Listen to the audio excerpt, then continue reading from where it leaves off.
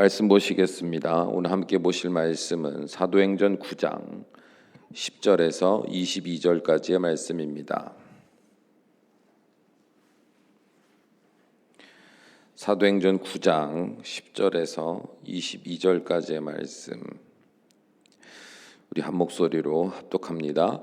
그때에 다메섹에 아나니아라 하는 제자가 있더니 주께서 환상 중에 불러 이르시되 아나니아야 하시거늘 대답하되 주여 내가 여기 있나이다 하니 주께서 이르시되 일어나 직가라 하는 거리로 가서 유다의 집에서 다소 사람 사울이라 하는 사람을 찾으라.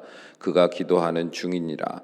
그가 아나니아라 하는 사람이 들어와서 자기에게 안수하여 다시 보게 하는 것을 보았느니라 하시거늘 아나니아가 대답하되 주여 이 사람에 대하여 내가 여러 사람에게 듣사온즉 그가 예루살렘에서 주의 성도에게 적지 않은 해를 끼쳤다 하더니 여기서도 주의 이름을 부르는 모든 사람을 결박할 권한을 대제사장들에게서 받았나이다 하거늘 주께서 이르시되 가라. 이 사람은 내 이름을 이방인과 임금들과 이스라엘 자손들에게 전하기 위하여 택한 나의 그릇이라. 그가 내 이름을 위하여 얼마나 고난을 받아야 할 것을 내가 그에게 보이리라 하시니 아나니아가 떠나 그 집에 들어가서 그에게 안수하여 이르되 형제 사울아 주 곧 내가 오는 길에서 나타나셨던 예수께서 나를 보내어 너로 다시 보게 하시고 성령으로 충만하게 하신다 하니 즉시 사울의 눈에서 비늘 같은 것이 벗어져 다시 보게 된지라. 일어나 세례를 받고 음식을 먹음에 강건하여 지니라. 사울이 다메섹에 있는 제자들과 함께 며칠 있을새 즉시로 각 회당에서 예수가 하나님의 아들이심을 전파하니 듣는 사람이 다 놀라 말하되 이 사람이 예루살렘에서 이 이름을 부르는 사람을 멸하려던 자가 아니냐. 여기 온 것도 그들을 결박하여 대제사장들에게 끌어가고자 함이 아니냐 하더라. 사울은 힘을 얻어 예수를 그리스도라 증언하여 다메섹에 사는 유대인들을 당혹하게 하니라. 아멘. 여러분은 예수 그리스도의 이름이 어떻게 수천 년 동안 이 세상 안에서 당당하게 성자 하나님이시요 인류의 구원자시요 모든 생명들의 심판주요 만왕의 왕으로서 전파될 수 있었다고 생각하십니까? 잘 생각해 보십시오. 예수 그리스도로 말미암은 복음은 여러 시대와 여러 사상과 여러 민족과 그리고 이 다양한 시대들을 살아낸 수백억 사람들의 주관적인 이해를 초월하여 오늘날에도 절대 진리로서 그 생명력을 빛내고 있습니다. 여러분은 상식적으로 이것이 가능하다고 생각하십니까? 그렇다면 도대체 오늘날까지도 이 복음의 빛이 온 세상에 찬란하게 빛나는 이유가 무엇이라고 생각하십니까? 한번 진지하게 생각해 봤으면 좋겠어요. 신앙생활을 오래 하다 보면 너무 익숙해지다 보면 그냥 당연한 것으로 생각할 수 있겠지만 절대로 이것은 당연한 일이 될 수 없다 이 말이죠. 그렇다면 이런 일이 가능한 이유가 뭘까? 복잡하게 생각할 이유가 없습니다. 이런 일이 가능한 이유는 바로 그들 스스로 부인할 수 없는 복음의 확실한 증거가 자신들의 삶에 있었기 때문입니다. 어린아이로부터 나이가 많은 사람에 이르기까지 또 학문의 성취가 있든지 없든지 간에 너무 가난하든지 너무 부자든지 간에 명예가 있든지 없든지 간에 상관없이 놀랍게도 복음을 받아들인 사람들은 인간의 이해의 한계를 넘어선 초월적인 영적인 지식과 경험과 확신을 가진 자들로 살아갔습니다. 그래서 복음은요, 아무리 흩어 없애려 해도 사라지지 않는 생명의 진리로서 이 세상에 여전히 강한 힘을 발휘하고 있는 거예요. 경험했는데 거짓이라 그러면 누가 그걸 믿겠습니까? 포기할 수 없는 거예요. 왜요? 들어서 아는 지식이 아니라 삶으로 경험한 확신이기 때문에요. 그 한 예로 볼 수 있는 사람이 바로 오늘 본문에 등장한 사람 바울입니다. 여러분, 바울은 어떤 사람이었습니까? 그는 유대인으로서 그 당시 가장 유명한 사람이었던 사람 중 하나인 가말리엘이라는 유명한 율법 선생의 제자로서 히브리인들의 율법을 엄하게 교육받았습니다. 또한 그는 신분적으로는 로마 시민권을 가진 특권층이기도 했지요. 그래서 바울은 자신이 가진 율법적인 지식과 신분의 힘을 가지고 어떠한 삶을 살았어요? 예수 그리스도의 복음을 전하는 무리들을 이단의 무리로 판단하고 그들을 사회로부터 몰아내기 위해 목숨을 건 삶을 살았습니다. 그에게 있어 이러한 삶은요, 곧 하나님을 위한 거룩한 영적 싸움이었기에 자신의 모든 우선순위와 계획들을 이 사명 안에 담아 물불 가리지 않고 치열하게 살아갔습니다. 그런데 그랬던 그가 다메섹 도상에서 예수님을 만나고 또한 그 주님이 보내신 선지자 아나니아를 통해서 성령으로 충만케 되자 어떤 사람이 됐습니까? 그 즉시로 일어나 세례를 받고 며칠 뒤에는 다메섹에 있는 유대인의 회당에 가서 예수님이 하나님의 아들이심을 담대하게 선포했습니다. 여러분은 상식적으로 이런 바울의 변화를 납득할 수 있습니까? 그럭저럭 그냥 예수님도 알고 그분에 대해서 크게 비판적이지도 않았던 사람이라면 그의 이러한 변화는 어느 정도 납득할 수 있었을지도 모르겠습니다. 그러나 바울은 어떤 사람이었어요? 예수님을 믿는 자들을 옥에 가두고 심지어 스데반 집사가 순교당할 때 돌에 맞아 죽을 때 그의 죽음은 율법적으로 합당하다고 증인까지 되어주었던 사람입니다. 그런데 그런 바울이 예수님을 영접할 뿐만 아니라 복음을 전하는 사람이 되었다니요. 이는 인간의 상식으로는 도저히 납득할 수 없는 모습이에요. 그래서 하나님은요, 바울이 이렇게 변화될 수 있었던 그 과정을요, 간접적인 체험의 그 과정들을 통해서 오늘날 우리에게 말씀으로 보여주고 있으세요. 그가 자세하게 우리가 다 풀어 말할 수는 없겠지만 그가 이렇게 변화가 가능했던 이유, 그 과정을 오늘 말씀을 통해 보여주고 계신다 이 말이죠. 자, 다메섹에서 예수님을 만났던 바울이 처음으로 경험했던 게 뭐예요? 바로 멀쩡하게 보이던 눈이 보이지 않게 되는 겁니다. 그렇다면 이것은 무엇을 뜻하는 것입니까? 그냥 우리가 현실적으로 받아들이면 하나님의 빛이 너무나 거룩한 빛이 그에게 임하였기 때문에 눈이 멀었구나 라고 생각할 수 있어요. 그러나 왜 예수님은 특별히 바울에게 눈이 멀게 하셨을까? 그 의미가 뭘까? 우리는 알 수 있어야 돼요. 그것은 바로 바울이 예수님을 만나기 전에는 영적 소경이었음을 보여주는 대목입니다. 비록 그가 유대인들 중에서 가장 뛰어난 축에 드는 율법에 해박한 지식을 가진 자라고 하더라도 결국 예수님을 모르는 자로서 살아간다는 것은 곧 영적 소경으로 살아가고 있는 것을 보여주시는 거다 이 말이에요. 그러면 그가 다시 눈을 뜨게 된 이유는 뭡니까? 영적 소경이었던 그가 눈을 뜨게 된 이유가 뭐예요? 그가 무언가를 노력했고 다짐했기 때문입니까? 아니에요. 그가 한 일이라고는 예수님이 진짜 하나님의 아들이시며 메시아이심을 경험한 이유로 깊은 혼돈에 빠져 있었던 게 전부였어요. 아무것도 한 게 없어요. 소경된 이유로. 아무것도 먹고 마시지도 못한 채 금식하며 보이지 않는 눈으로 그냥 침묵하고 있었을 뿐이다 이 말입니다. 그리고 그때 하나님이 이러한 바울에게 사람을 보내어 성령을 충만하게 하셨고 그때 바울의 눈에서 어떤 일이 일어납니까? 비늘과 같은 것이 벗겨졌다 이렇게 기록하고 있어요. 이것은 하나님이 우리에게 무엇을 보여주시는 걸까요? 살아계신 주님 앞에서 자신의 지난날의 과오와 무지를 인정하고 겸손히 침묵하며 금식하고 있을 때 주님은 성령 하나님으로 그의 눈을 가리고 있었던 율법적인 껍데기 그리고 세상의 상식이라 믿어왔던 그 한계의 껍데기를 벗겨내 주신 거다 이 말입니다. 벗겨주신 거예요. 내가 벗은 게 아니라 성령이 충만하자 그게 벗겨진 거예요. 그러자 그는 비로소 자신 안에 충만하게 역사하시는 성령님의 인도하심을 따라서 이제는 어떤 사람이 됐느냐? 자신이 그렇게나 이단의 학문이다, 이단의 교리다, 이단의 종교다라고 비난하던 비판하던 그 복음이 사실처럼 보이는 거예요. 그게 사실이 된 거예요. 안 믿어졌거든요. 안 믿어진 정도가 아니라 그 복음을 믿는 자들을 죽이고 탄압했거든요. 근데 자신의 눈에 그 껍데기들이 벗겨지자 믿어져요. 믿어지는 거예요.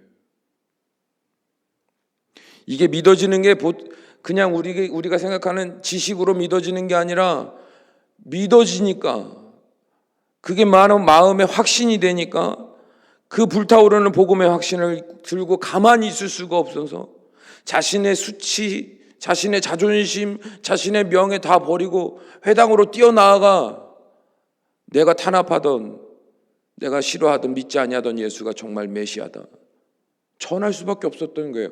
아유, 가서 전해라. 주님이 원하신다. 전해라 해서 전한 게 아니고요. 전할 수밖에 없어서 전하게 됐다 이 말이에요. 마찬가지로 오늘날에도 이 복음의 확신을 가진 자들의 삶이요 동일합니다. 오늘날에도요, 이 시대에도요, 예수 그리스도를 정말 영접한 사람들의 삶의 변화도 이 과정과 동일하다 이 말입니다. 예수님을 처음 영접하게 된 우리는요, 어떤 삶을 먼저 경험하게 됩니까? 지난날에 나 자신의 삶을요, 후회하며 회개하는 삶을 먼저 경험하게 돼요. 내가 우상 삼았고 내가 스스로 옳다고 여겼던 수많은 주장들이요, 하나님의 거룩한 진리 앞에서 얼마나 오만하고 더러웠던 것인지 우리는 깨닫게 됩니다. 그러면 주님은요, 그렇게 겸손하게 된, 주님 앞에 엎드릴 수밖에 없게 된 우리의 안에 어떤 일을 하십니까? 그렇게 마음이 활짝 열린, 겸손해진 우리의 마음에 성령님으로 충만하게 하셔서요, 우리의 생각과 마음을 정결하게 하십니다. 그리고 우리 안에 새로운 변화를 주셔요. 그 증거가 뭡니까? 바로 복음을 들을 때요, 그 복음이 믿어지게 되는 게 그 증거예요. 믿어지는 거예요. 여러분, 복음은요, 우리가 들어보고 저게 맞는 말인가? 그런가? 나한테 이게 필요한 말인가?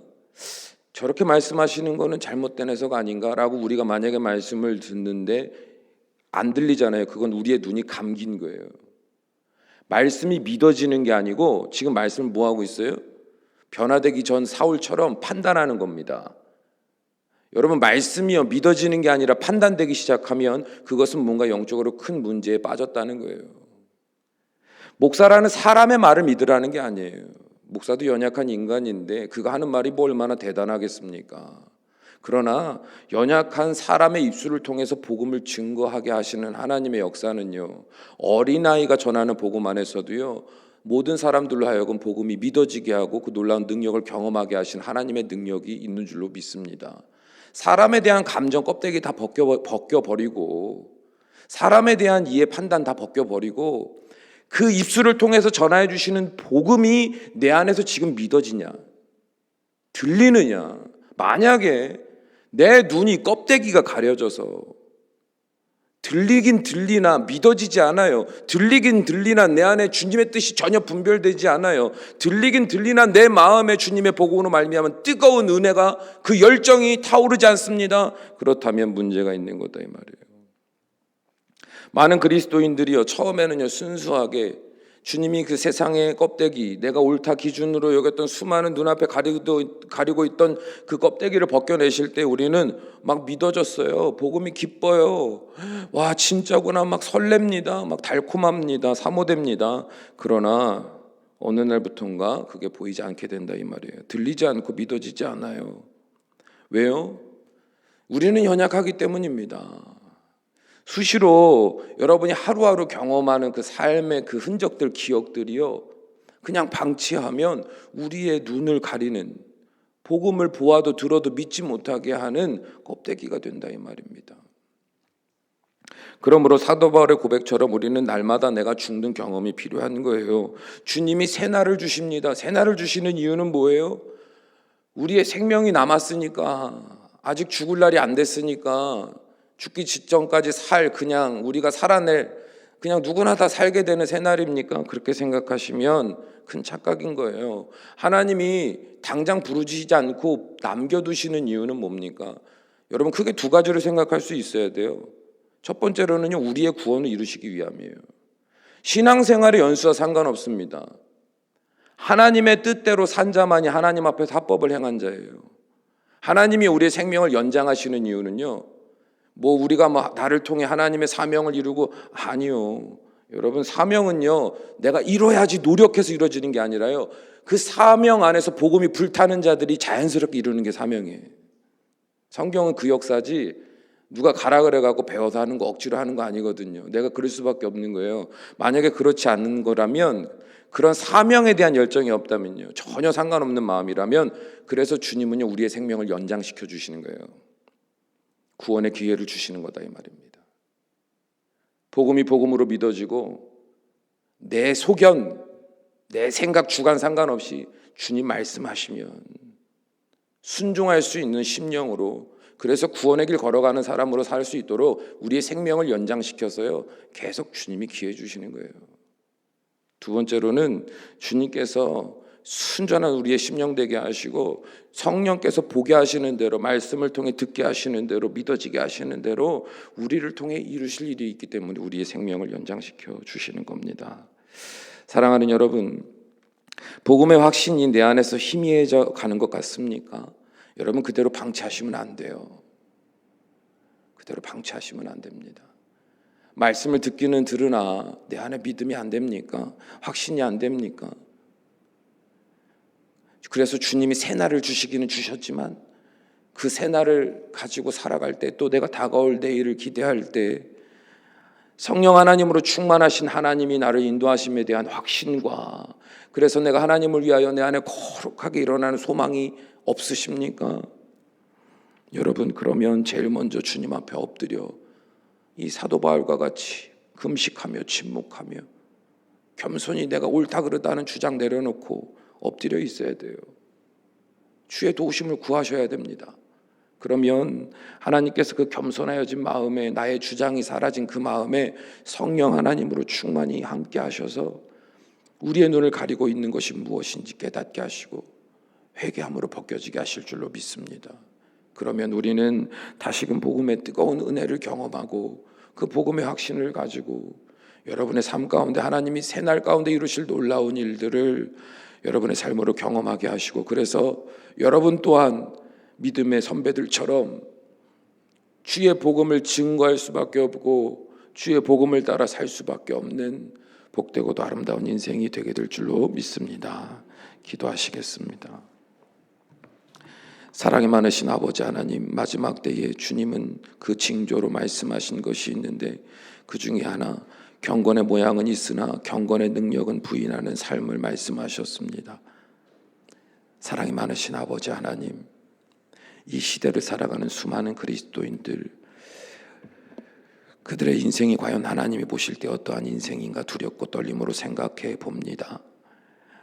주의 말씀을 듣기는 들으나 보기는 보나 우리의 마음에 그것이 순전하게 사실로 믿어지고 반드시 성취될 하나님의 약속으로 믿어지고, 그래서 내 마음이 소망을 품고 주님이 순간순간마다 나를 보내신 그 자리에서 감동케 하시고 깨닫게 하시는 말을 따라 순종하는 삶을 살고 있는가? 주여, 그렇지 아니하면 그것이 들려도 보여도 믿어지지 않고 확신되지 않고 소망되지 않음으로 말미암아 말씀을 듣는 것과 상관없는 삶을 살아가고 있지는 않는가? 모양은 있으나 그 능력은 부인하며 포기한 자로 살고 있지는 않는가? 주여, 이 시간 간절히 기도합니다. 성령님이여, 우리 각 사람 위에 충만히 임하여 주셔서 우리의 눈에 비늘과 같은 것을 벗겨주시고 주의 복음이, 그 빛이, 그 약속이 믿어지는 복된 시간이 되게 하여 주사, 남은 날 동안 하나님과 동행하며 하나님이 이루시는 놀라운 일들의 참 증인으로서 살아가는 복되고도 복된 인생들이 될 수 있도록 축복하여 주시옵소서. 예수님의 이름으로 기도합니다. 아멘.